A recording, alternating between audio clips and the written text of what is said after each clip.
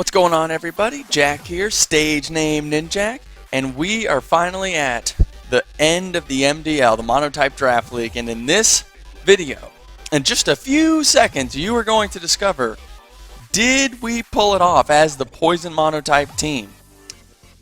Alright, I'm not going to do any more intro than that. I'm sure everyone is very eagerly awaiting to find out if we won or not. That was a good sentence. Sure, that was grammatically correct. Alright, 3, 2, we did it, baby. We did it. Poison Monotype in first place with a tie with the Water type gym leader, winning out by that tiebreaker wins because we went undefeated and the Water type had one loss to yours truly. We clinched the victory. It was a very close league, as you guys can see, 35, 32, 31, 31, and then 24, 18, 12. But the top, 5 spots were all within 4 kills over 7 battles. So it was a very tight league. I mean, we literally won off a tiebreaker, which was very exciting. I know the Water type is frustrated that we got a critical hit in that game and stands firmly in the belief that that is why we got the kill on them.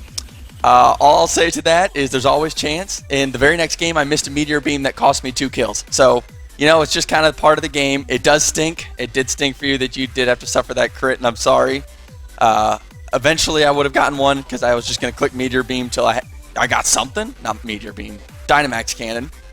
But yeah, it was very, very close. And yes, it could be argued that if I didn't crit there, maybe I play differently and I don't get that kill against them and then they win. But there's always a million ways you can argue that. I could have played differently in the, so that kind of thing.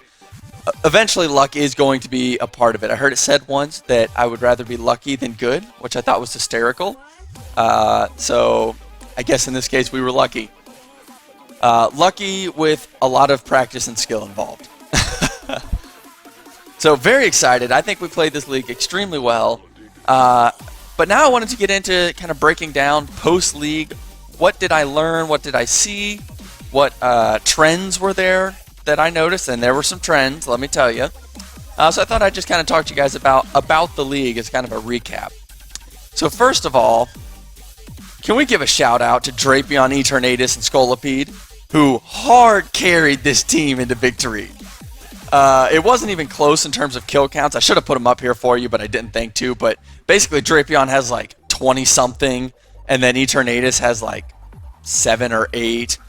Like 90% of my kills are from Drapion and Eternatus, and we all know that our good boy Gordo, Scolipede, is the reason Drapion has all those kills. So these 3 were so clutch, and basically, if anyone had found a way to defeat these, I was in trouble.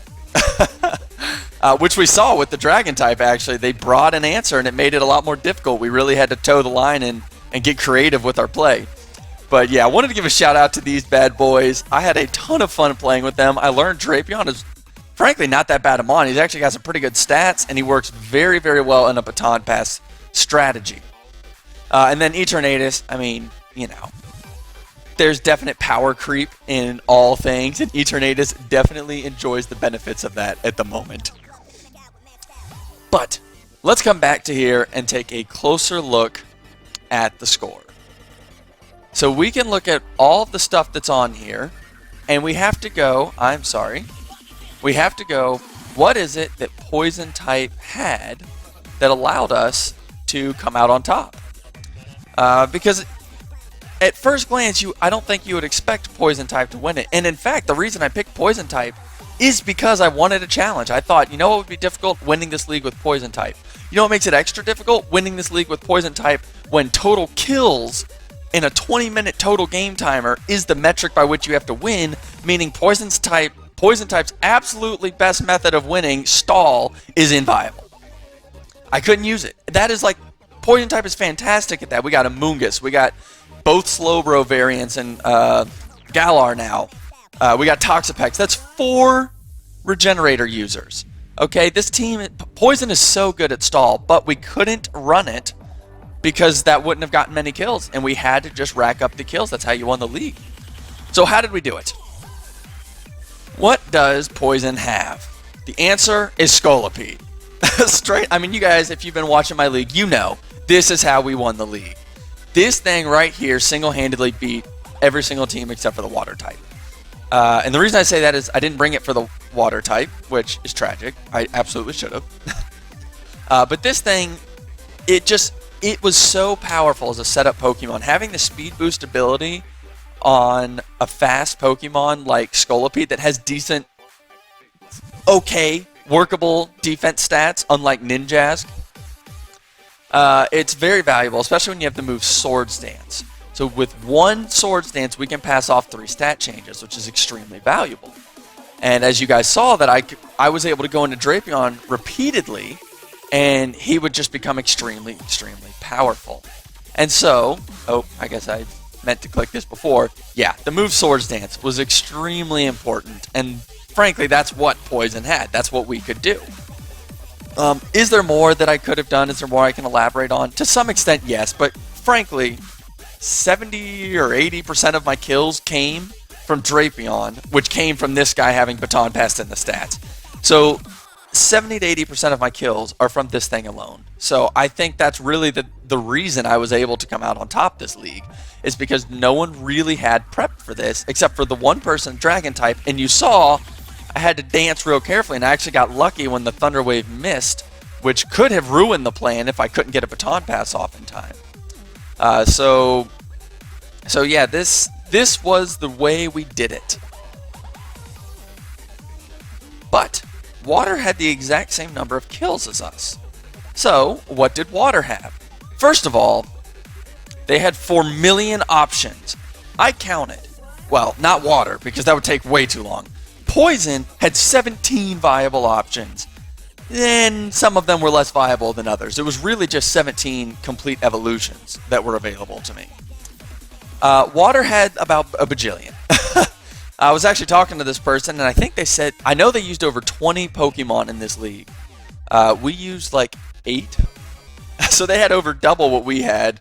And in fairness, like I didn't have as much time as I would have preferred, so I couldn't prep as many. So yes, I could have brought more. But the thing is, Water has so many good options, and that's why Water Monotype is pretty popular on Showdown, from what I understand, because there are just so many things you can do with it. Water also has this Pokemon, Kyogre. I don't know if you've heard of him. He's kind of good. He sets Rain on entry. He's very strong, especially has absurd natural special bulk, base 150 special defense, guys, and he has access to the move Water Spout. So he gets a Stab, 1.5 multiplier, Rain boosted, because every time he comes in he brings Rain, 1.5 multiplier. So now he has a 2.25 multiplier to all of his water moves, has a 130 special attack, and then he has the move Water Spout, which deals 150 power at full health. It scales with your health. If you can slow the opponent down and then just Water Spout, you wreck. And in fact, that's exactly what I saw Kyogre do repeatedly. Is this person would set sticky webs with a Rockwanid, and then Kyogre would just start clicking Water Spout. And there was one game I watched where literally Kyogre one-shot the entire enemy team. Now, in fairness, that was the ground type, so add all those multipliers up and then make it super effective. Like, of course, that did a ton of damage. But it's just... Oops, sorry about that, guys. My wife's on the way home. Woohoo! So yeah, this thing is just so strong with the synergy between setting Rain and having Stab. Neutral attacks, we're having a 2.25 multiplier to them. So even if the enemy resists it, it's still 1.125 base power. So it's just very strong, especially in a Rain team where you're, or a Water team where your literal whole team benefits from Rain. So Water has a ton of options and Kyogre, which made it very difficult for the opponent to figure out what to do, because there were so many things you had to prep for. Kyogre was an absolute menace. And, I mean, Kyogre didn't even need setup. It could just start killing. And, you know, you set it up with choice specs. I forgot to mention that. It's another 1.5 multiplier. I think you get the idea. So, it is all about prep. That's actually the number one thing I took away from this league. Yes, Water and Poison had some good things going for them, but as we'll get into later, so did the other types. The thing that truly differentiated the top part of the league versus those who came in the bottom part was prep, in my opinion. So from discussions with the other opponents, the other people in the league, the other people in the league, just talking with them afterwards, these 4 types, in my opinion, seem to have done the most prep. Now, not everyone was super chatty, so maybe they did more prep than I realized, but the impression I got from talking with them is that Ghost, Dragon, Poison, and Water did the most prep, by far. That was the impression I got. It seemed like most of the other teams were pretty much running the same team, or hadn't really thought through ways to defeat some of the other Pokemon that they might expect to encounter. And you'll notice Poison and Water came up top. And here's the thing.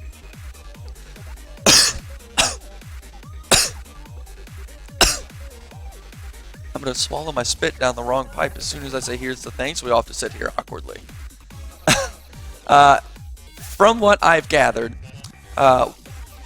myself and the Water type are probably the most nerdy about this. We dove deep into the prep. So these 4 did the prep, but I would guess. Man, it's coming back. Okay. If I had to guess, we probably spent the most time with prep. It's just, we love it. We get a real kick out of it. That's my favorite part, actually, is doing the prep. I just love, trying to anticipate my opponent and figure out what they're going to do and then bring counters. And you can see we came out on top, but we were followed fairly closely by Ghost. And Dragon didn't do quite as well as Ghost, but we're going to get into why I think that might have been. But you might be wondering, why didn't Dragon and Ghost do as well? And this is where that difference in nerdiness over Pokemon, I think, may have come into play. This thing right here is single-handedly the reason that Dragon and Ghost did not do as well as Poison and Water, in my opinion. This stinking Pokemon, Zacian Crown Form, is so broken. And one of the reasons I voted not to allow all legendaries, this was before the league, I ultimately lost, it's whatever. Look at those base stats, guys, 720. But wait, there's more. Whenever he comes into battle, he immediately gets an attack boost, making his effective attack stat 170 times 1.5. Let's do some quick math here. What is half of 170? I'll help you out, it's 85. Now what is 170 plus 85? 255 base attack effectively when this thing comes in.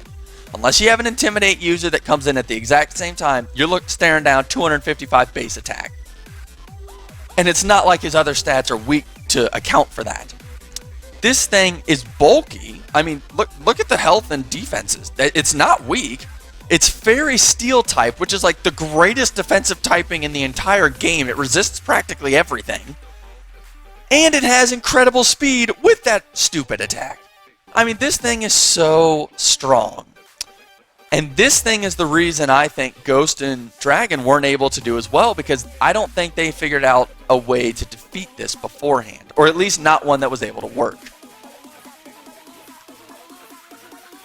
You'll also notice hammering this point home even further. Let's just think about that. Hammering this point home. I'm not sure what's going on, guys. I'm really not. To hammer my point further. Wow, I still can't figure out how to say that. I'm done. I don't even know I can't figure out how to structure that sentence. To make my point clearer. Fairy and Steel type had 31 and 32 kills respectively. So they were right there with Ghost. And they both had access to Zacian Crown Form. And from what I saw, and just from talking to people, I think it came almost every single battle. If not every battle. And from what I heard, people couldn't figure out how to beat it. In fact, I was talking with the Dragon person, Dragon type gym leader and they were saying, yeah, this thing wrecked me and I just could not figure out how to get around it. And the Water type was talking to me, we were basically just having this discussion. And basically, the Dragon type just could not figure out how to get through Zacian, so it just kept coming in and taking kills. And you can see that in Fairy and Steel. They have a ton of kills as compared to the rest of the league, barring those. I started with it's all about prep, right? In my opinion, prep was able to overcome broken Pokemon. But I think a large part of that is because, like I said, this could be wrong, but from what impression I got, I don't think Fairy and Steel put anywhere near as much time into prep as Poison and Water. And I think had they done so, Zacian would have wrecked us too. But because they didn't, we were able to find ways around Zacian that they were like, oh shoot, I didn't think they had an answer for this. What do I do now? And then we were able to win. But other teams, I think, struggled with figuring out how to do that. And you can see that Fairy and Steel got a lot of kills. But how did we beat it? So I know from the water type that they used a Rocky Helmet Quagsire. We were talking about this before the league, actually. We're sitting here kind of brainstorming before everything had started, like, how are we going to beat Zacian now that it's allowed? And it suddenly occurs to us, Quagsire is water ground, which is fantastic typing because it resists all of Zacian's major moves. Things like Thunder Fang, which were going to be important against the water gym. Or no, it's Wild Charge, isn't it? Wild Charge, you got Behemoth Bash, and I guess Crunch, but those are the key ones. Behemoth Bash, Play Rough, like all the things that are of strongest value to Zacian, Quagsire resists, with the exception of Play Rough, I guess.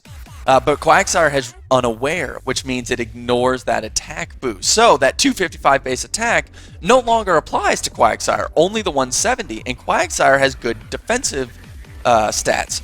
So the water type built a fully defensively invested Quagsire with Rocky Helmet, and they would just click like Recover and Curse, and then Earthquake and Scald.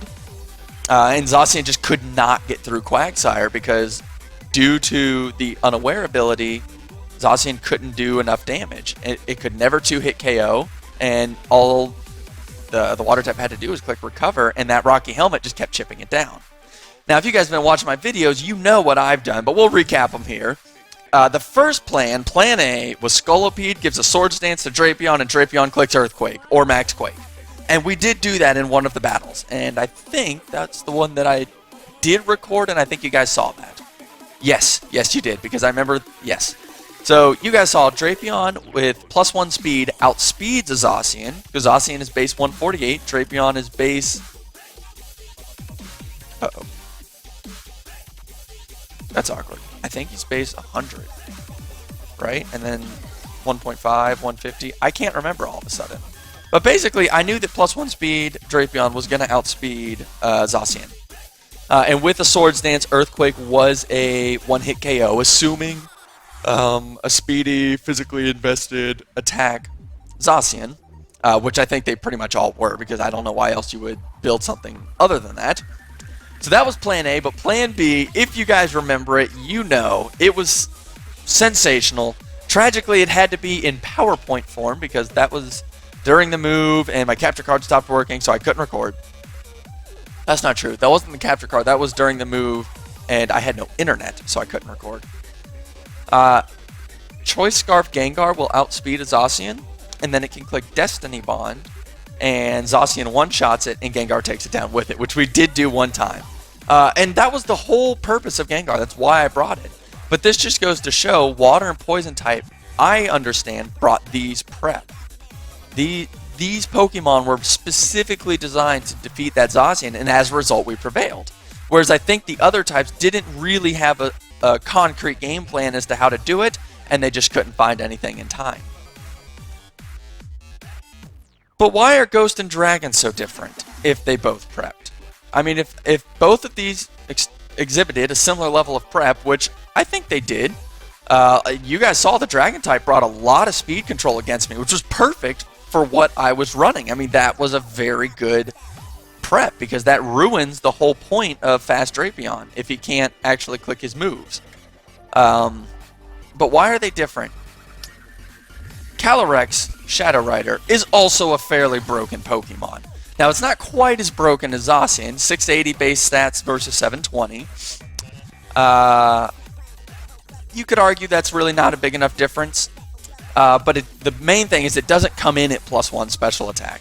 However, its sweep potential is in a way more severe, because its ability says, first of all, you can't eat berries. So if you try to bring a super effective reducing berry, no, it's not going to work. And because it's the rider form, so it gets 2 abilities essentially. It also has that chilling neigh that every time it gets a kill, it gets +1 special attack. So this thing could sweep very, very powerfully if it could pick up a kill. And this thing actually has access to Dynamax, which Zacian doesn't, so in that sense, they're kind of similar. But also, this person had experience. The Ghost-type player was actually in the league the previous season, whereas the Dragon-type and the Ground-type were not. And so I think that played a role some in the difference between Ghost and Dragon, is just having access to this super strong new Legendary along with that experience. So, I have harped pretty heavily on the fact that Zacian and Calyrex are in my opinion, broken. And I do believe that they are. They massively shaped the metagame when allowed. So, looking at these two, how did they do in our league? 3 of the 5 teams had access to these Pokemon, and those 3 teams got 43% of the total kills. I think that's, it's a correlation, does not mean causation type scenario. I understand that, but I still think it's an important metric just to show 3 out of 5, which would be like 37%, had 43% of the kills, which I think is in large part because they had these very strong legendaries available to them that the other players in the cup just didn't have, or at least not quite to the same power. Now, yes, I had Eternatus, but I don't think it's quite as broken as the others because it doesn't have that ability that boosts its attack type stats. So in that sense, it's a little more balanced. But these 3 had a very strong amount of the kills. Now, of course, if you include Eternatus, I would, it makes the point even more. The point is, broken legendaries definitely had an impact on this league, I think. I think that's why Dragon, Ground, and Bug, part of why they struggled so much, is because they didn't have a legendary of the same caliber. That said, again, I would like to harp, it's all about prep. I think prep was the #1 determining factor between who was going to win the battle, but I think the Broken Legendary was a fairly close second. Again, I'd just like to point out Dragon and Ground were new members this season.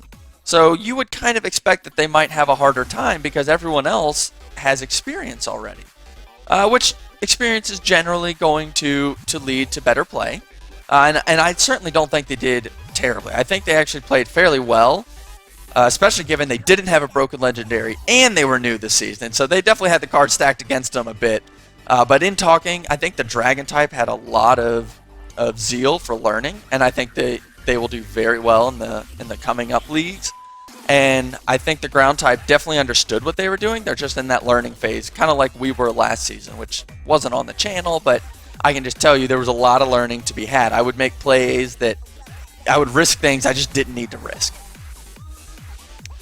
And you might be thinking, ha ha ha, Bug type is so bad, right? Actually, I disagree. First of all, they have access to the move Sticky Webs, and they're one of the only types with access to the move since it's kind of a Bug signature move. And Sticky Webs is a very powerful entry hazard, which slows your speed on entry, which gives you a very powerful way to have speed control, whereas other teams might have to rely on like a Tailwind, which is kind of awkward in singles, or speed boosts in my case, but those are all, they pass on to a single Pokemon. Sticky Webs will affect the enemy team every time they come in, as long as they're not removed, and of course flying Pokemon avoid them and heavy duty boots. I understand that. Excuse me, but Sticky Webs is just, it's a very impactful entry hazard, but from what I saw, the Bug type user was not using it, which I think is a mistake if you're going to run the Bug type, because I think it is so powerful, which can slow your opponent. I mean, slowing your opponent's a big deal. And actually, in my battle with the Bug type, you might remember my Drapion absolutely decimating Genesect. That's because I had more speed. If you had Sticky Webs out, that could have potentially let you go first. Maybe you get a crit and kill. You kind of see what I'm getting at. Sticky Webs are very impactful. Something else the Bug has going for it is they have Scolipede, which is what I use for 80% of my kills. So they had access to the exact same strategy.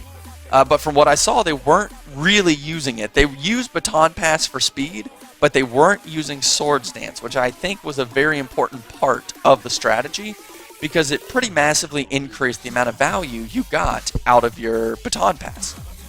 And Genesect is not on the same level as Calyrex and Zacian, in my opinion, but still a very, very strong legendary. Bug Steel is actually a very good typing. It just has to watch out for fire. And its ability instantly gives it either a special attack bonus or a physical attack bonus. So with the right prep, you could boost the correct stat every single time, and then it's very similar to Zacian and Calyrex in that way. But my opponent, at least in my match, did not have enough speed on it because they didn't baton pass into it, and I had more speed and they didn't have sticky webs, and so Fire Fang one-shot it, which it's a 4x effective move, and at the time I had +4 attack.